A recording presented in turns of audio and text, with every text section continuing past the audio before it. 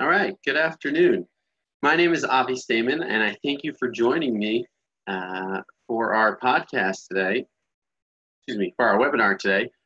Let's start that again. Hi, my name is Avi Stamen from Academic Language Experts, and thank you so much for joining us for the webinar today on the 5 keys to publishing your academic paper.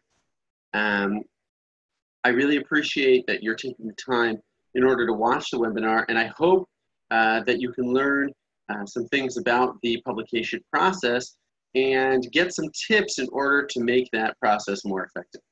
What we're going to do today in the webinar is we are going to cover a series of topics that are critical for every paper, no matter what field, no matter how senior an academic you are, that are really important when it comes to wanting to publish your paper.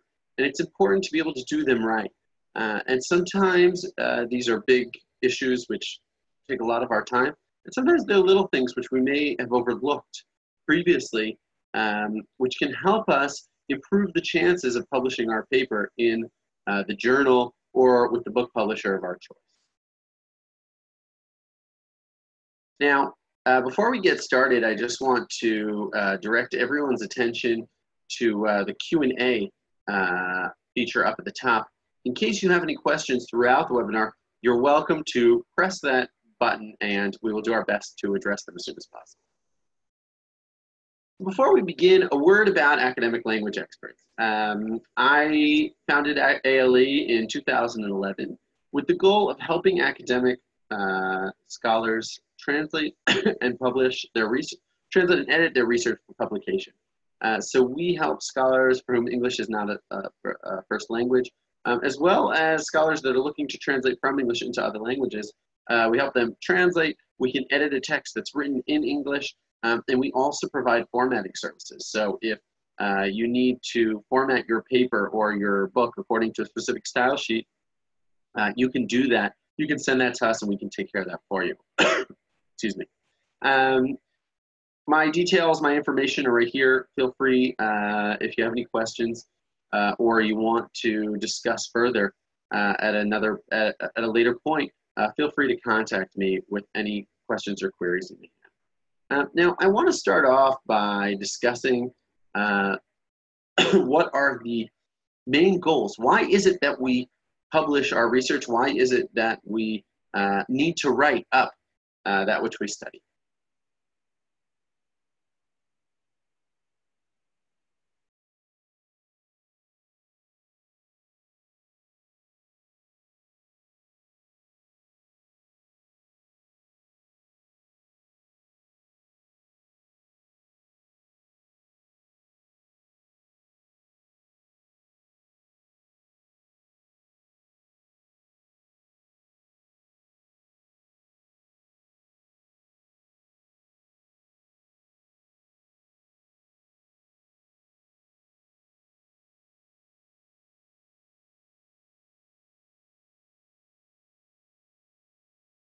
All right, let me just work this out.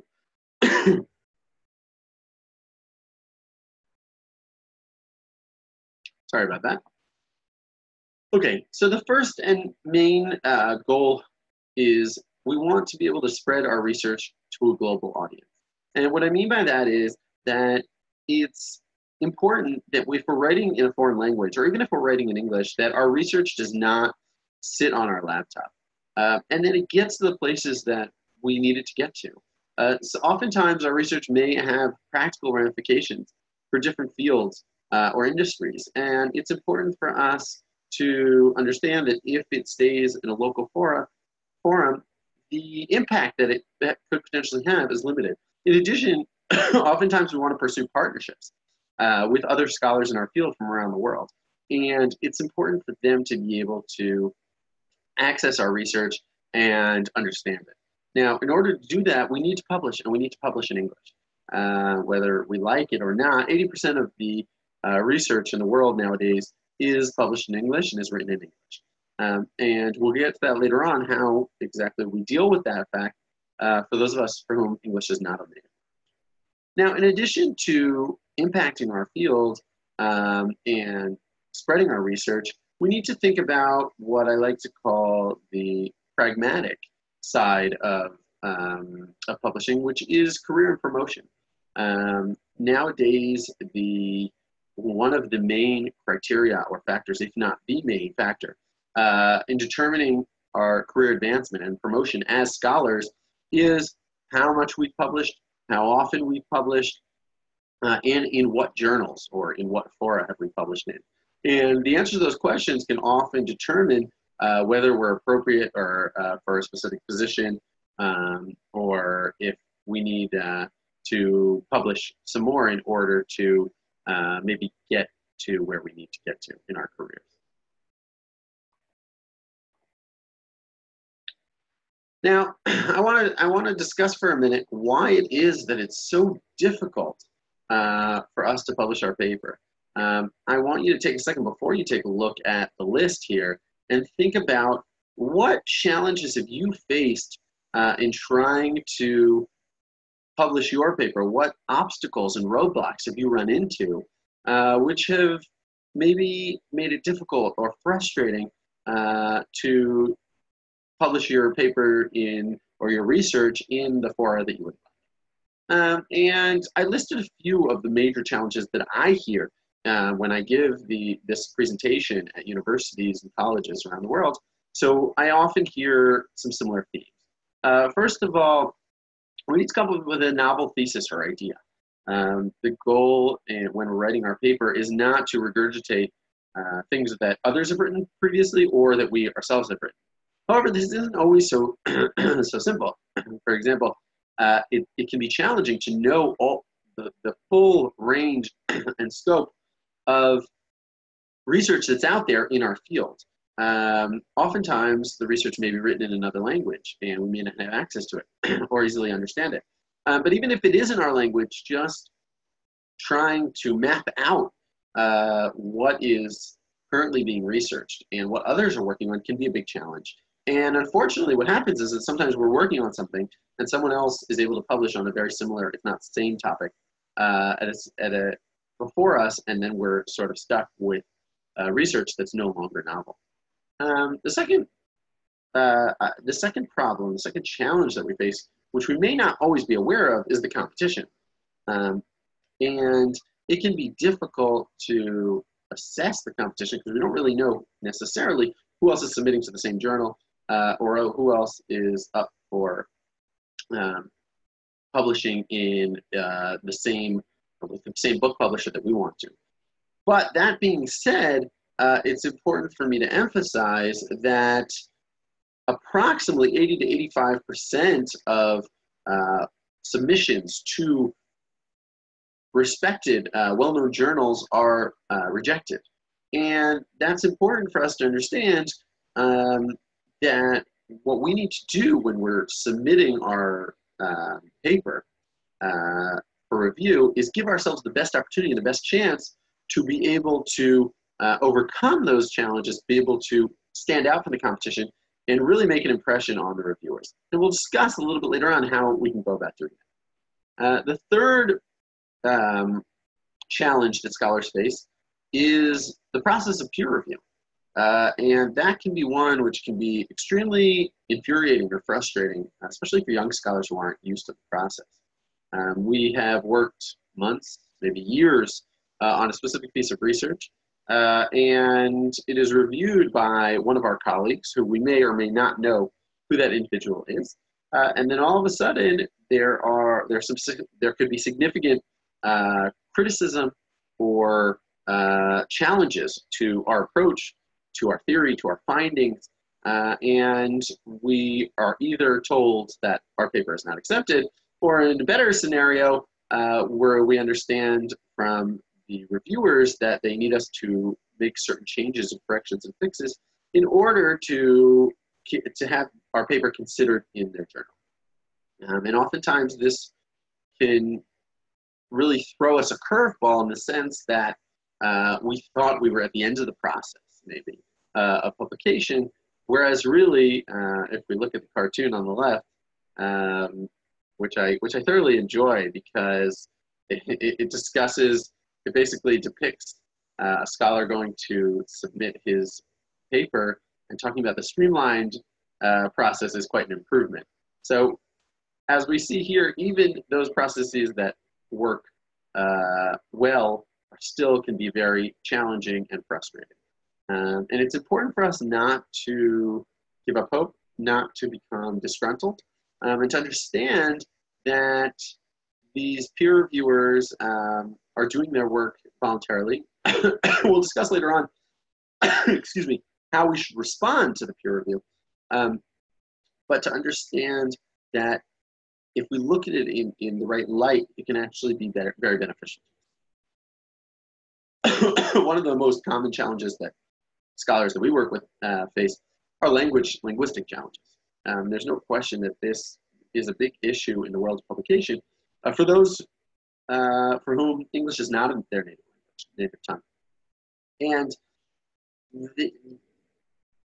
the ability to express the ideas that we are presenting in our research can at times be as important as the research itself. And therefore, language is really critical and crucial. And if we go back to the idea of competition for a second, if we want to stand out from the crowd, presenting a paper, submitting a paper that has English that is not grammatically correct and that is problematic can actually work against us and can make a competition look on an even higher level than we are. So it's important for us to take those linguistic challenges seriously and to come up with an approach, not just as a one-time fix, but on a continued basis for how we're going to address whether we decide to write in our native tongue and then translate, or whether we decide maybe we want to write in English and have our English edited by a professional academic. Another challenge is the wait time and the process can be very dragged out. I saw a study recently that said that on average it takes about 6 months for a review to come back and another 6 months for a paper to be published. And that to me seems like even maybe a bit of an underestimate. So what that tells us is even from the minute that I finish my research and that I have submitted it and clicked the button and it's been sent off into cyberspace to the journal that I hope to publish in, it doesn't mean that we're going to hear back soon, and it doesn't mean that the process is over. Actually, the opposite. Oftentimes it means that we're just starting the process and that it can take a year up to 2 years. Sometimes depending on what field, depending on what journal. I'm going to jump ahead a second. An issue that we discussed a little bit later on is this is an important factor to consider when determining what journal we want to submit to. And that information sometimes is actually available to us online, meaning how long the process takes in a particular journal. So that's something that we want to keep in mind when we submit. And finally, referencing and sourcing and citing properly, creating our bibliography, whether it's footnotes, endnotes, and making sure that we do that in the most effective way possible so that we don't get stuck in a situation whereby we've been asked to format a paper according to a specific style sheet, and we don't have the information available to us maybe on some of the references and how to do that properly, how to properly prepare for that. In addition, we want to make sure that with referencing, we need to be up to date. And we need to make sure that our references are addressing literature that's still accepted in our field. Excuse my cough. Okay. What I want to give you here in the next slide is a cheat sheet, essentially. And this cheat sheet can be extremely helpful. And the reason I call it a cheat sheet is because we oftentimes are in the dark about why it is that our paper was accepted, rejected, asked for revisions. We don't know how the process works. And while we can never know exactly how the process is going to work for each and every one of our articles, we can turn to journal editors and reviewers and ask them, well, what is it that you like in a paper and what is it that you dislike in a paper? So I took this list from a scholar named Peter Thrower, who's a journal editor, and he gave his favorite 8 reasons why he rejects research or why he rejects submissions and what to avoid in the process. And I think that by understanding what we need to avoid, it can help us in trying to understand what we can and should do. Now, I know there are only 6 lines here that I included. I took the 6 that I think are really most critical, but I do invite you to click on the link and check out the full list as well as some other resources there. So first of all, it fails the technical screening, and this goes back to formatting that we just discussed. Now, we may be tempted into an approach that says, you know what, why do I need to worry about formatting and style sheets and author's guidelines right now? If my paper gets accepted, then I will worry about that at the proofing stage, at the very end of the process. And while that approach does sometimes work, and there are journals there are some journals that will overlook maybe some of the technical requirements if your article is on a high enough level. There are journals that won't. And there are journals that will send back your article if it's not prepared according to the author's guidelines, according to their request, and according to the style sheet. So if they ask for the Chicago Manual of Style, we need to be careful not to submit to APA. If they ask for AMA, we need to make sure that it's done properly. So that's really important. And again, I want to focus on standing out from others in the competition. And as soon as a journal sees a diagnosis or understands from your paper that you have spent time and energy and focus preparing the article specifically for their journal, and not just that you're taking your article, throwing some darts on the wall and hoping that something sticks, they have more incentive and motivation to take your article seriously, to consider it seriously, and to potentially accept it for publication. The second issue is that it doesn't fall within the aims and scopes of the paper. And this is probably every scholar at one point in their careers has received a rejection letter or a revise and resubmit letter saying something along the lines of, thank you for submission, but it's not necessarily appropriate for our journal. So how do we avoid that? So number one is, on the journal's homepage, there should be some sort of description about their aims and goals and what sort of papers they want to be receiving. And that's one way, that's one obvious way to kind of be able to understand for ourselves whether this is an appropriate journal for our research. But that's only somewhat helpful, because oftentimes the goals and objectives are painted in very broad strokes, and sort of, we think maybe our article is relevant, maybe not, it's hard to know. So what I suggest doing, and I think that every good scholar, does this anyway, so I don't know if it's really a great piece of advice, but I'm surprised by how often people, don't think about this, and that is, go back and read the last volume or the last 2 or 3 volumes of the particular journal. What that will do for you, A, is it'll give you a feel and a sense for the particular journal, and B, it will give you an idea of what sort of articles are being written. And theoretically, if this journal is where you're submitting to, and it's obviously relevant to your research, you probably should have been reading those volumes anyway. But if you have not, that's definitely the first thing you should do, is to go back. And that'll give you a feel not only for the journal, but in general, but specific articles, what they're looking for, and maybe the specific leadership for the current board of the journal, what sort of things they publish. And that's why it's important to be current and to look at the last volume. Another reason that articles are rejected are that the procedures and analysis are seen as defective. And this is something which really falls on the scholar and on their advisor or on their colleagues to work together to make sure that is taken care of. And it's something whereby you need to make sure that when you're doing your research, it's accepted, the methodology that you're using is accepted in an international plane. And if there are challenges or issues with that, with your method, with the method that you've chosen to go about your research, you explain those, and you're very honest and open about those, and you don't try to hide. Another problem which journal editors just hate is that the conclusions aren't justified, or that they're blown up and exaggerated beyond what they should be.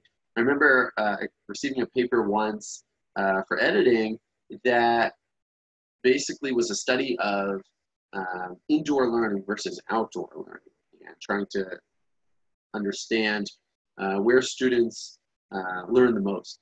And it was a fascinating paper, but it really covered two schools. There were two schools that were the subject of the research, and the conclusions were drawn from those two schools. Now, that in of itself was perfectly fine.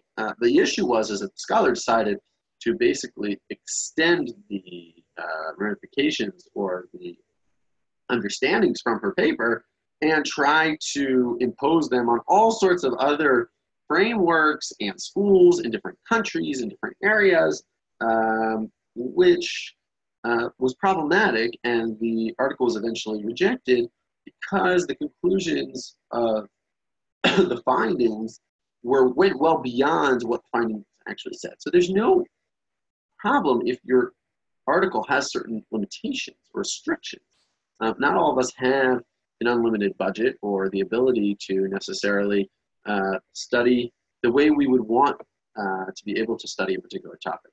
That being said, we need to be honest and straightforward and forthcoming with the journal editor, with the reviewers, and say to them, or write in our research essentially, here are the limitations of my research, and here is what I would like to propose as further research. And then you gain a certain level of credibility, and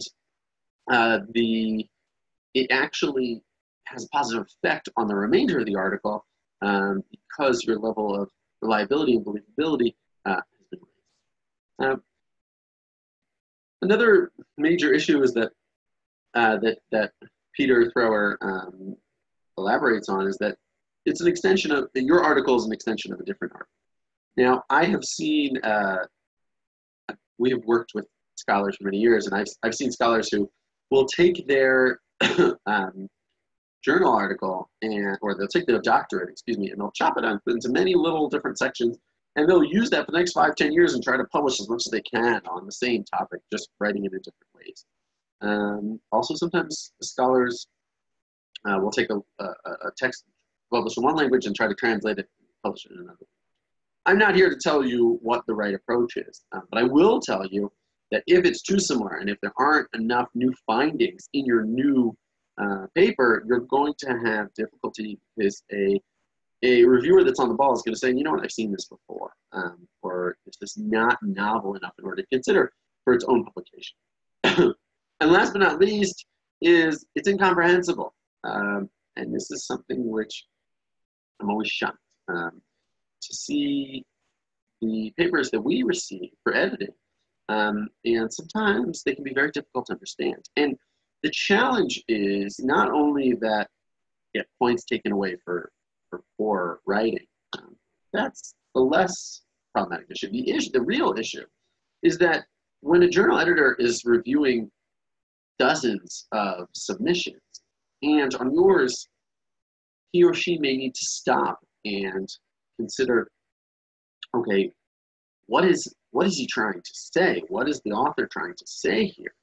So it takes away from the inherent argument or position or hypothesis that you're trying to establish. Because the reviewer needs to take the time to depict, to take apart and understand what it is that you're even trying to say. And again, if we're trying to raise our chances of being accepted, this is going to harm us.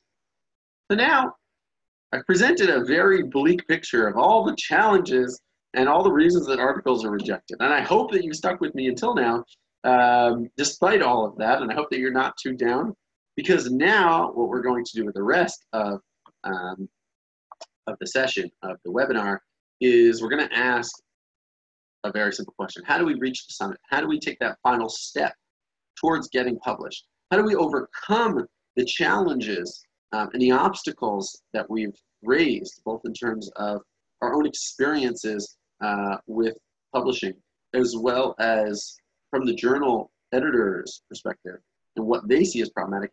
How do we overcome those and be able to present a paper that's really ready for publication. And I want to just say one thing before we dive in, and that is that it's important to start thinking about this well before we even write the paper. When we're starting to do our research, we need to map these things out. We need to plan them out. If we wait until only after we've written the paper, it's not the end of the world, but it creates extra work for us. So these tips hopefully will be helpful to you no matter what stage you're at, but specifically when you're starting out with a new piece of research. Okay. Finding it hard to find a place to put me. These screens are so full. Hopefully you can see me and the screen and everything. Okay. First things first is when we go to write our research, and I specifically say before we start to write our research, we need to think about what journal we want to publish in. And sometimes this can come as a surprise to scholars who say, I'm going to just write down everything I know, or everything I've studied, or all my results and my findings, and then I'll worry later on about what journal to publish in. In my mind, that's a mistake. Again, you can overcome it. It's not devastating, but if we're trying to come up with the best approach long term, I would highly recommend thinking about the journal even before you start writing your research. What that enables us to do is basically have an audience in mind while we're writing. And anytime we're teaching our class, we're teaching our students sort of writing strategies or writing tips, we always tell them, who's your audience? That's one of our first questions. Who is the audience? Who are we writing for? So there's no difference here. We need to be thinking about who's the journal, what sort of articles are they accepting? Do they like more flowery prose, or do they want hard-hitting facts right to the point? How many words do I have available to me when I'm writing? And all of these things will help us plan out our article. Now, let's talk for a second, or for a few minutes really, about what should I be thinking about when I go to choose a journal?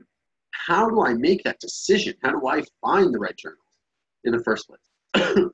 So first of all, I want to direct your attention to the right-hand side of the screen, the blue, what's in blue, which is a lot of really helpful tools.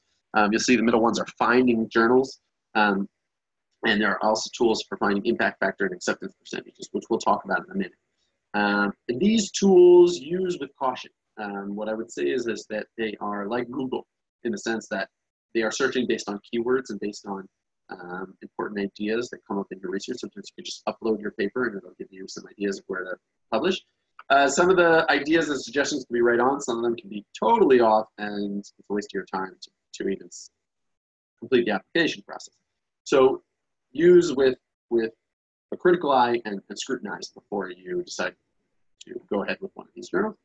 Also, finding some of these other journals may give you ideas for journals that they may quote that may be relevant. Okay, so what factors go into determining what journal I should submit to? Number one, most important, beyond everything else we're going to discuss here today, is it's critical to be able to match our paper with the interests of the journal. And we talked about this a little bit before when we were discussing the aims and scope, but I want to reemphasize the match between the journal and our paper is critical. And it doesn't matter how revolutionary or how innovative our research is, if the journal focuses on a slightly different area, they're not going to accept our paper. So it's important that we think about that. And when we're writing with the journal in mind, it can help us be able to adapt our research to make sure that it matches the interest. Once we have done that, and theoretically, that's helped us narrow down the pools of potential journals that we can submit in. And again, it surprises me. Sometimes I hear scholars who tell me, oh yeah, my colleague told me this is a good journal, so I'm going to submit there too. Well, that's lovely and that's wonderful if you're working on the exact same research. If your fields are different, so that may not be of any relevance, the fact that your colleague could publish. So what are the other factors? So first of all, impact factor. Is a factor that I'm sure you've heard of and are familiar with. In short, impact factor is a method for determining the value of a journal based on the number of times that it is quoted and it is cited in other articles. Now, this method is, on the one hand, the most accepted method that we have for determining the value and the importance of any particular journal nowadays. On the other hand, it's also very problematic in the sense that the fact that an article is quoted in a particular place does not necessarily mean that it is quoted in a positive way. So, for example, if there's a new piece of research that is published, and there are a number of rebuttals in the next volume from different scholars who totally reject the new study out of hand for whatever reasons, it may be quoted quite often and raise the impact factor of the journal or of the article. However, it's not really for the right reasons, and therefore might have a high impact factor but not be a solid article.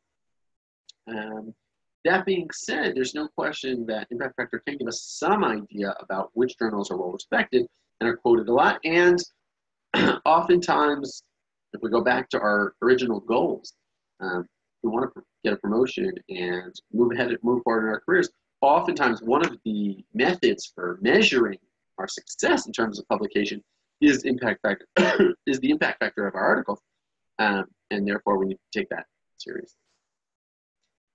Now, the next criteria is acceptance percentage, and this is one that's often overlooked in my opinion, but should really be taken seriously. And what I mean by that is that the journals theoretically report how many articles they receive every year and how many they publish. So, for example, a journal that receives 200 submissions a year and publishes 8 of them is going to be quite difficult to get into, and is going to be quite difficult to get accepted to, even if our research is a home run. Whereas an article that, let's say a publication or a journal that publishes 50 articles a year out of 300 may be a better bet because one out of every 6 articles that's submitted is accepted. Sometimes this information is actually on the website of the journal, and they'll say we accept 20, 30, 40%, whatever it may be, of submissions. But there's actually some external sources as well, as you can see in the bottom right, acceptance percentages where some of those numbers are reported, and we can also ask for anecdotal evidence from our friends, from our colleagues, and ask them what sort of luck they've had in submitting to a particular journal.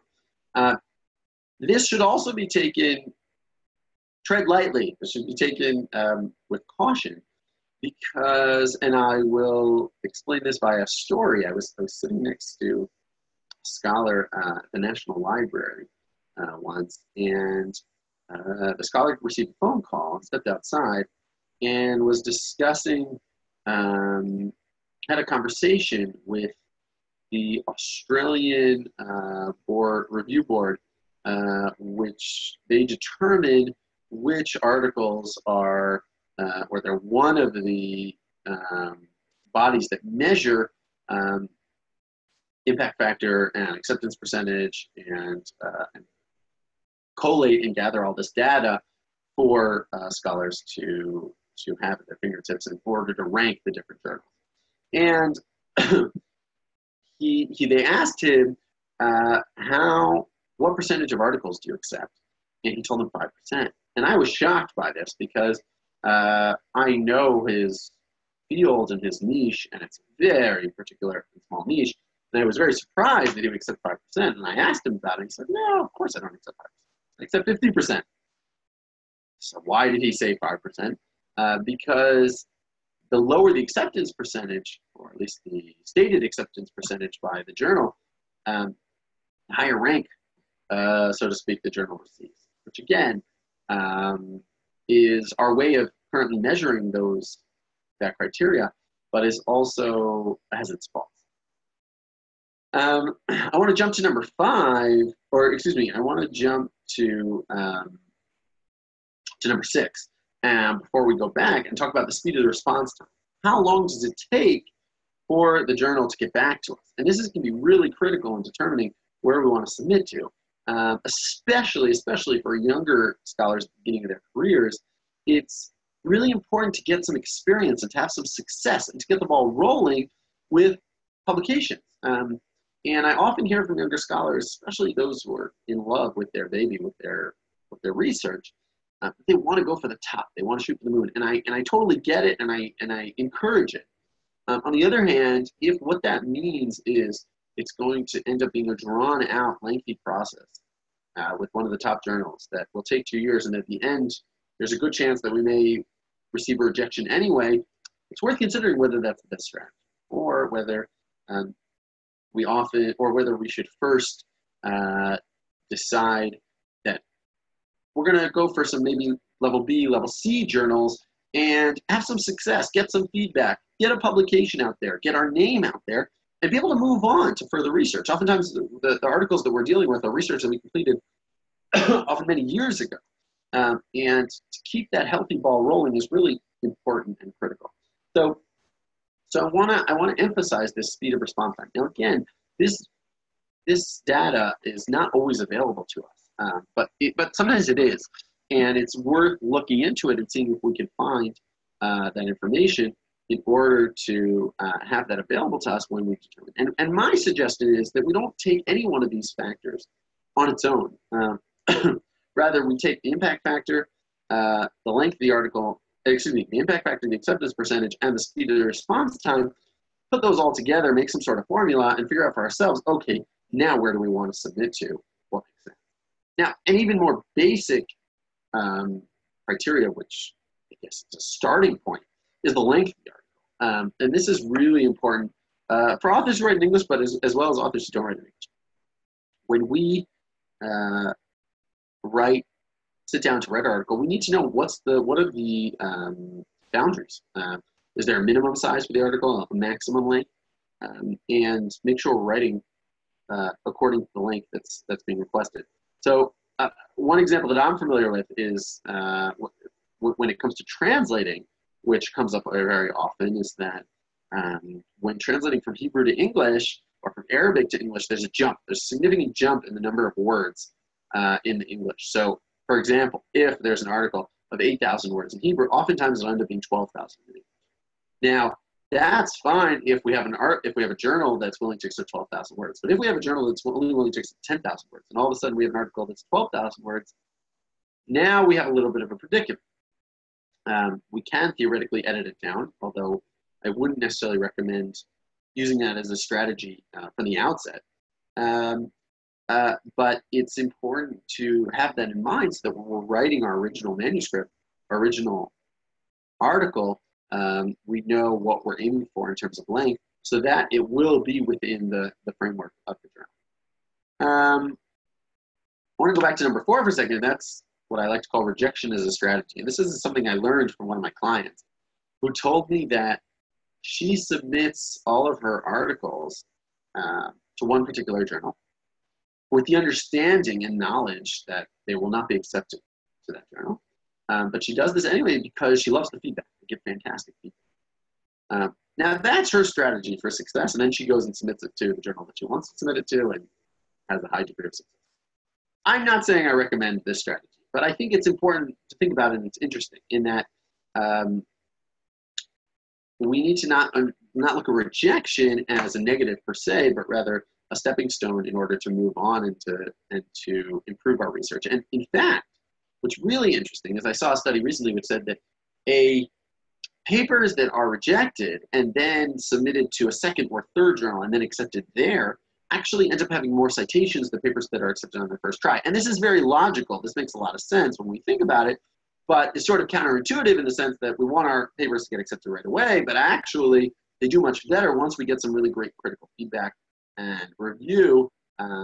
So to understand rejection as part and parcel of the process. But again, this goes back to speed of response time.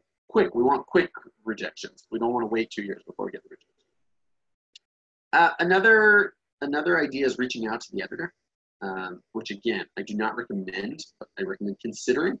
If there's someone on the editorial board that maybe we know that we can reach out to and just pitch our idea before we make an official submission to the journal, and just say, here's what I was thinking in terms of submission. Do you think this would be a good idea? Do you think that your readers would be interested in it? You know, I'd love to hear your thoughts. Some editors do not like this and they won't answer you, or they'll send you a curt reply. Some of them won't mind, and some of them may say yes, may say no. What can be very helpful is if you get a no, then you don't waste your time with the whole submission process, and sometimes B. And that brings us to number 8, which is open access versus subscription-based model. And we could have an entire webinar just on this topic alone, and we're not going to do that, obviously.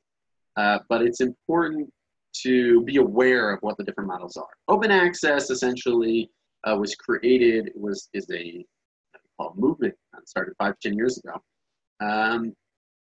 that basically says we want to put a stop to these giant paywalls and these really expensive paywalls that stop us from being able to read and get access to the research that we need in order to understand what's going on in our field.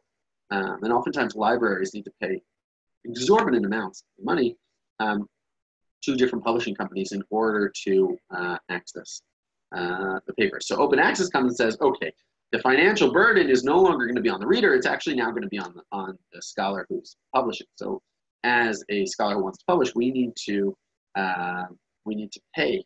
Sometimes it's a small amount, anywhere from $200 to $2,000, in order to, if our paper is accepted, in order to have it published. And that way, other scholars who are coming to read our paper won't need to pay for it. There's a lot more to discuss in terms of which sort of journals are better, right? Open access versus subscription-based in terms of the quality of the journals. I will say that there are open access journals on a very high level. So if you've heard that open access journals are not serious, that's not necessarily true. It depends on what journal you're applying to. I will say that there are what are called pirate journals that are out there, which basically take your money and pretend to publish your paper, but don't really. So be careful of those. Keep your eye out for them. And one last thing before we move on is that it's important to think of for open access, which I just learned recently, is that it's cited and quoted a lot more than the subscription-based models. And that makes a lot of sense. It's viewed a lot more because there's no paywall. Therefore, scholars have access to it. Therefore, they cite these papers. And I believe the number is 4 times as often as papers that are behind a paywall. So that's also worth considering if we're thinking about the long term and our goal of being cited in other research. And be realistic, right? 80% of the articles that are submitted are rejected. So if we are rejected, in the unfortunate scenario that we are rejected, we're in good company. Not to get down about it, not to get despondent, but to raise our heads high and realize, okay, it's a roadblock. Let's use the criticism we've received and move on. Okay, I want to move on now to writing your paper. And this webinar is not going to cover writing tips, strategies, going through what is an academic paper and how to write it. That would be a webinar on its own. And I hope that you have some writing courses in your college or university that can help you with that. What I want to discuss are some of the issues surrounding writing your paper, which I think are important. First of all, writing with your target audience in mind. We've harped on about this. We don't need to discuss further, but it's important.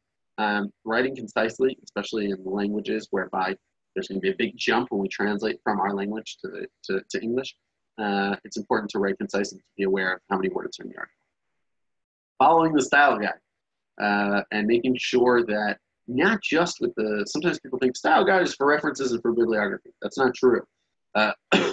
Style guides cover issues relating to commas, quotation marks, indents, how to cite different sources within the article itself. So it's important to at least review a summary of the style sheet that we're using in order to write the paper accordingly. Creating our own reference list, especially using reference software. And maybe I'm doing myself an injustice here because part of the services that we offer are organizing references according to specific style sheets. But despite that, I still recommend that you go out there and purchase some reference software, whether it be Mendeley or Zotero or EndNote. It doesn't really matter.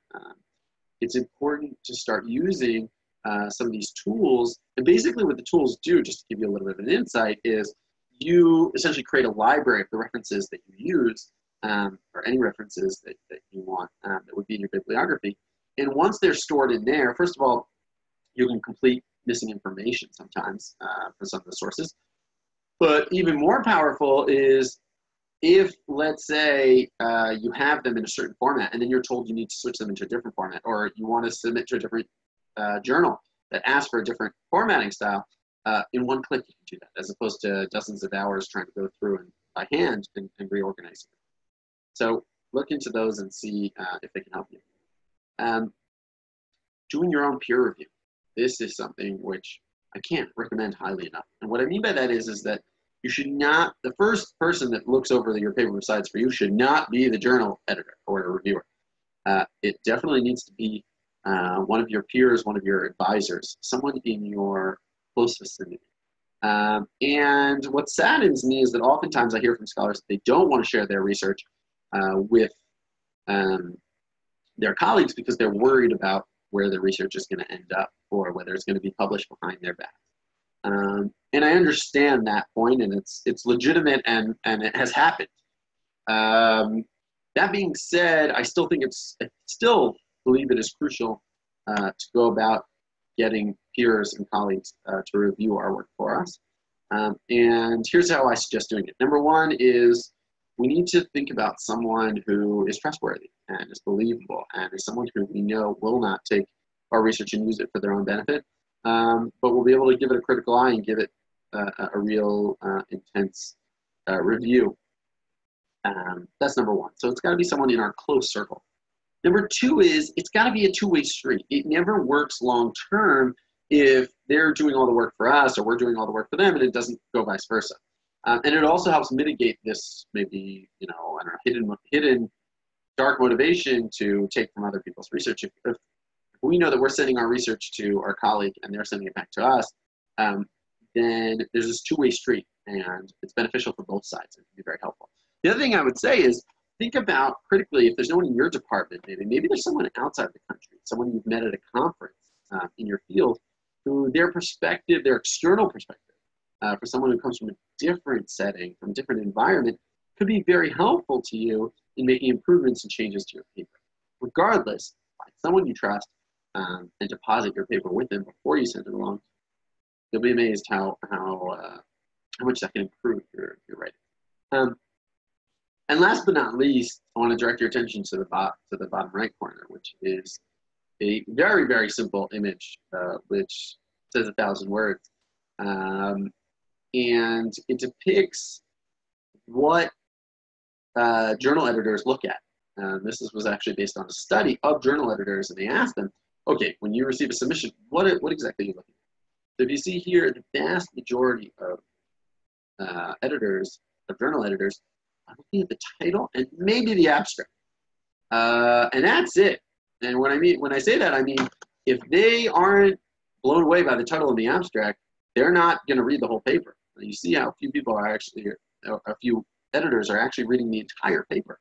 It's a bit depressing, actually. But what that tells me in terms of strategically how to go about it, we need to make sure that our title and abstract are killer to the point, get everything we want to say out there. We don't leave anything mysterious. If we have some conclusion that's going to make an impact, we throw it out there at the beginning. We come up with a creative title, something that's going to catch their eye, something that's professional, that the editor will be impressed with.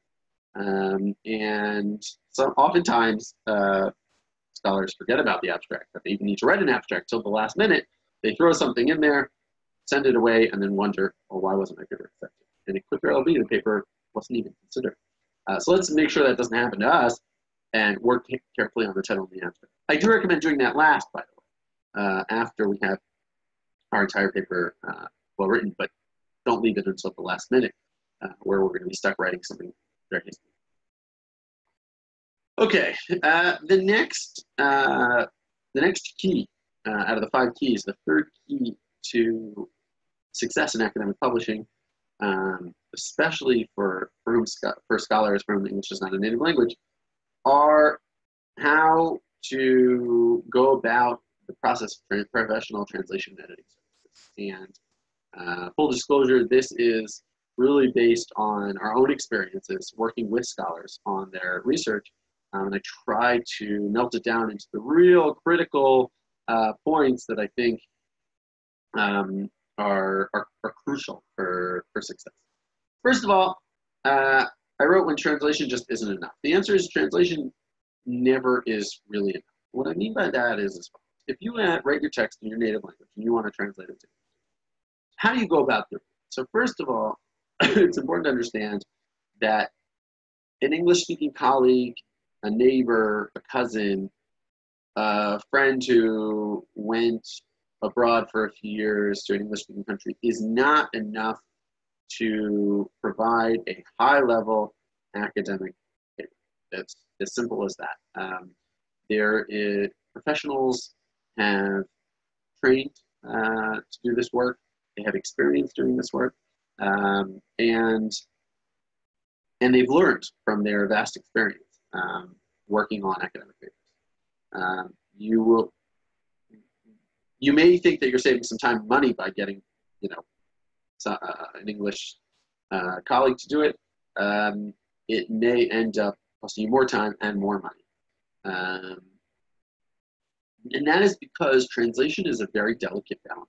There's a balance between, on the one hand, being very true to the source and not straying from it and creating a totally brand new text. And on the other hand, creating a text that flows and is comprehensible and understandable in the target language. And not just understandable, but written at a very high academic level. And that balance, the art of translation, as I call it, is really something which is gained over time and experience and is learned by professional academic translators. Now, I want to take one step further. Even a professional academic translator might not be the right answer if they're not an expert in your field.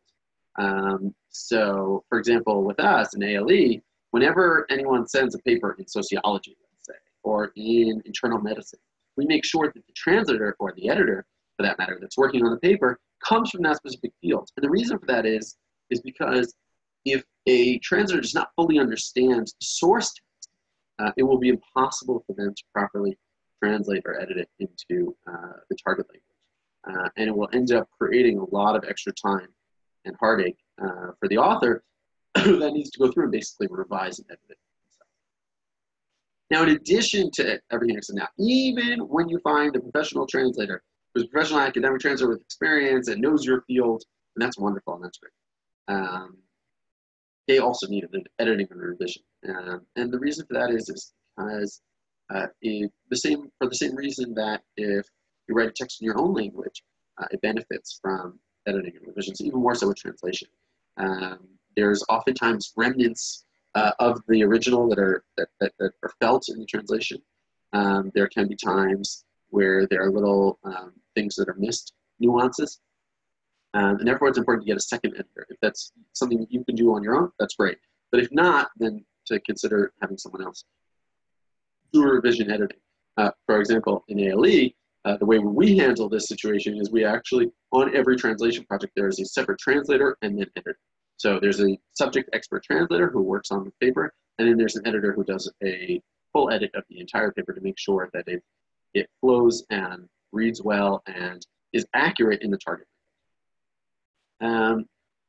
It goes without saying that obviously you should be working with native speakers of the target language. So for translating from Italian to English, the translator should be a native speaker of English. Obviously, for editing, whatever language the paper is being edited must be done by a native speaker. And one really great way to do this, which is very accepted in the translation and editing profession, is ask for a sample. Either ask for previous papers that they've worked on, which is a great indication if someone has helped other scholars publish, translate, edit numerous papers. That's a really good sign. But look over them yourself, see if you like the style. And in addition to that, you can ask for a sample on your own research. So you can give them your research or a short sample. I wouldn't go overboard. We want to be fair to them and say, can you just, translate this paragraph, edit this paragraph, so I can get a feel, I can get a sense of what's going on before I put down whatever money it is, or investment, or time and energy, to make sure it's being done. Now, that's all in terms of finding the right translator and editor and understanding the process in order to produce a paper that's ready for submission. There are also things that you can do, which I really highly recommend you doing, which can make, once you have chosen that translator or editor, which can make the process simpler and smoother, both for them as well as for you. The first thing to do is always send a finished paper. Don't look at the translation or editing process as one stage in a process whereby you're going to go and redo things later.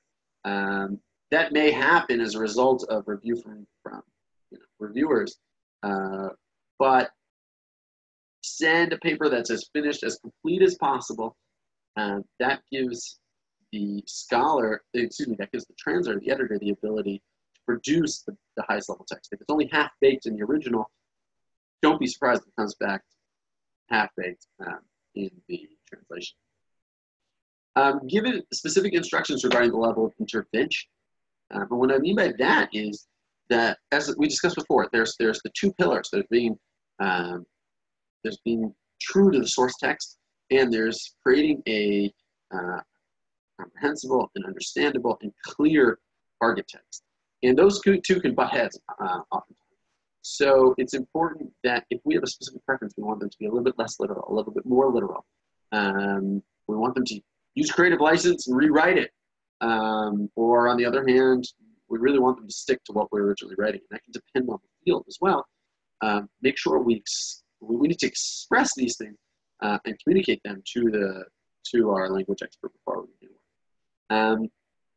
Provide all the formatting and style guidelines from the beginning. Don't wait until the end. It's doubling work for no reason. And if you do know what journal you're going to be sending to or what publisher and their requirements, pass those on to the translator or the editor. Prepare a glossary of key terms, right? Oftentimes, ironically enough, the most challenging part for the translator or editor are the specialized, very unique and niche terms that they may not know, which you actually do know, and are easy for you because you've read all the research and you're familiar with the terms. So you have two options. Either you can write a glossary, a separate glossary, which is helpful. You can also just, the first time a term comes up that you know what you want it to be translated as, just put it in parentheses, and that way the translator will know what you prefer. Especially if there are alternative translations. I mean, if this one word can be translated multiple ways, why waste the time for them to get it wrong and redo it? Just put the term in there. It'll take you 5 minutes. Writing in your native tongue versus writing in English is a big debate that I know scholars have internally.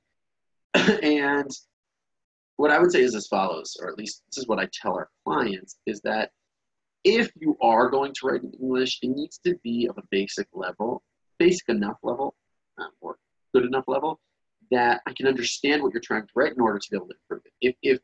If the paper is going to be so challenging to understand that the editing is going to be problematic, then you're really running into a problem. And if you're having problems expressing yourself in a language that's not your native language, then it's really okay to be able to write in your native language and have it translated and edited. At least that's in my opinion.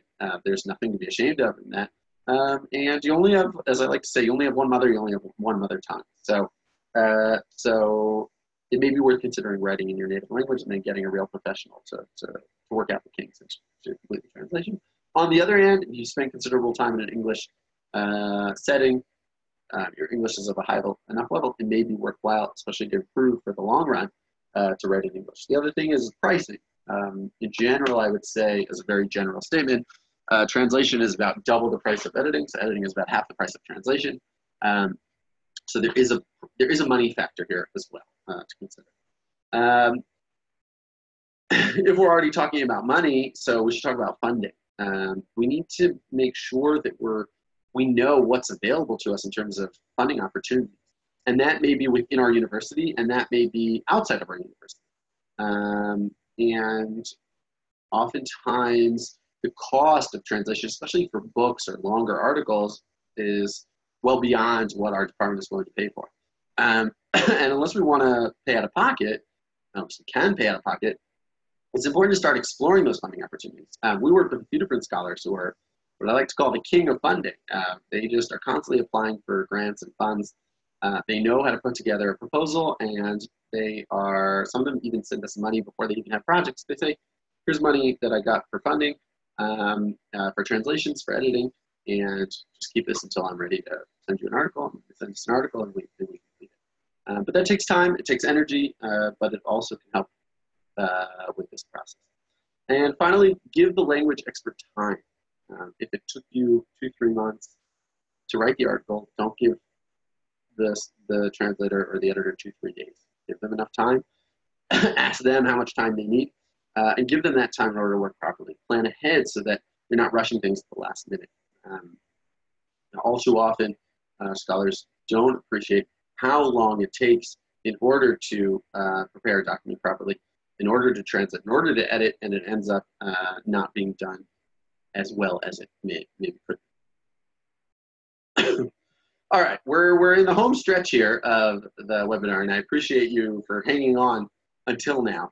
And I want to spend a few minutes talking about writing a winning cover letter. Now, first of all, before we get into that, you're not always required to write a cover letter. So the first thing you need to do is clarify whether a cover letter is relevant for your specific proposal submission or not. That being said, there will be times that you'll either want to write a cover letter or you will be required to. And it's important to understand what should be included in it and what not. And these are very generic. Obviously, these guidelines and instructions that we're going to talk about. Obviously, if the journal tells you what they want in there, ignore what I'm about to say. But if the journal does not say what they are interested in seeing, there's some do's and don'ts. So number one is include your basic biographical information, right? After all, we're humans communicating with other humans, even though it may be via cyberspace. So what's your name, your position, your university, your basic details that qualify you in order to be making an inquiry in the first place. The title of your paper, just so that they get a little bit, just so that they get a little bit of a teaser in terms of what you're going to be telling them about. And finally, thank you. Don't forget to thank you, regardless of whether these reviewers are being paid, not being paid. They're putting time and energy into reviewing your work, and make sure that you express your appreciation for that. Now, what not to include can be as important as what to include. First of all, don't start asking questions about how long it's going to take, what the process is, or I would say in general, anything that's mentioned in the author's guidelines. If it's mentioned there, don't ask about it. It shows that you didn't take the time to read through and to take their instructions seriously, and that's not an impression that we want to make. Do not start giving a summary of your research. Don't throw your abstract in there. You'll have an abstract for a reason that's either part of the article or separate, but it's not, the cover letter is not the place for that. The abstract should be separate.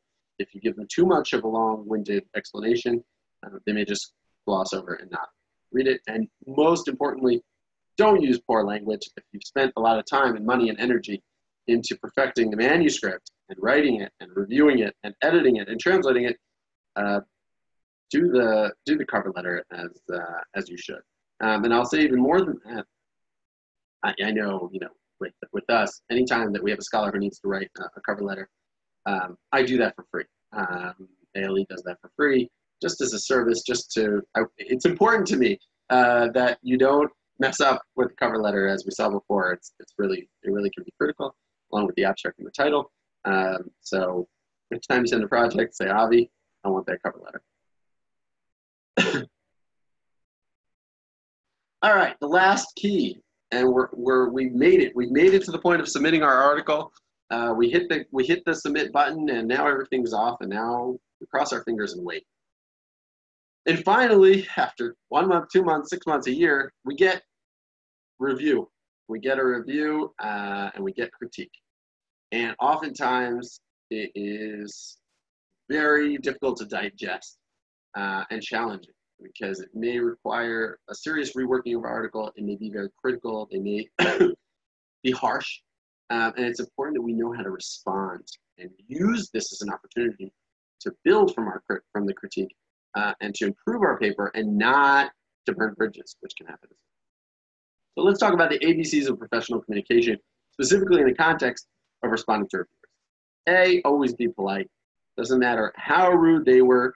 My mother taught me the Disney principle. Doesn't matter if Mickey is getting punched in the stomach, he always has to smile.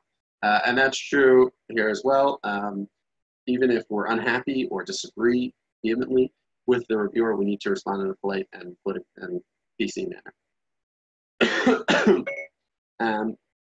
We need to be open to suggestions. And this can really help us. And I think it makes a difference between the really great scholars and the good ones. There are ones that can take the critique and take the feedback, learn it, understand it, and be able to implement it properly. And look at the review as sort of a blessing and as a really helpful opportunity for someone else to come in and say, here's what I like about your research, here's what I don't, and for us to be able to determine whether we agree with that feedback or not. And that takes us to the next point. C is critiquing the critique. Can we critique the critique? Can we turn around and say, Mr. Reviewer A, you don't know what you're talking about? So the answer is that yes, within limits. If there's nothing wrong with us turning around and saying, okay, I agree with points A, B, C, and D, but you know what, point E, I actually vehemently disagree with because of the following factors. And if we do this in a respectable and transparent and open way, then I don't think we have anything to be afraid of, and I think it can only help our case. There's no benefit to just agreeing with everything or disagreeing with everything. We need to be balanced and we need to be critical at the same time. And we need to present our findings in an intelligent way and our critique in an intelligent way in our response. Sometimes some journals require a formal letter of response. Some of them require just making the changes within the article. Whatever it is that they ask us to do, we do. That's the golden rule. We follow their guidelines, we follow their instructions. That gives us the best opportunity of being accepted. Take a deep breath. That's D. And maybe this should be A, but I'm not sure how we would get that into A. And this is something which is hard for us to do, but do not respond on a whim to the critique. Leave it at least 2-3 days before we respond. Take the time, try and approach it calmly in a collective manner, and turn around and say, like we said before, this is what I agree with, this is what I disagree with.